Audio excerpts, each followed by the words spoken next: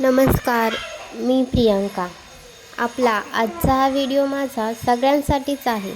आजच्या फास्ट जगात आपण आपल्या गरजा, अपेक्षा पूर्ण करण्याच्या प्रयत्नात स्वतःकडे मात्र दुर्लक्ष करत असतो, बरोबर ना?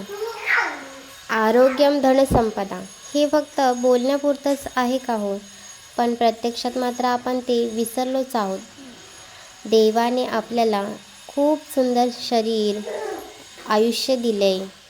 ते आपण चांगला आहार घेऊन आणि त्याचबरोबर चांगले पॉझिटिव्ह विचार मनात ठेवून, अजिबात स्ट्रेस न घेता, हसत खेळत आपल्या प्रिय व्यक्तींसोबत, कुटुंबासोबत जगून आणखीन सुंदर बनवायचं असतं, बरोबर ना?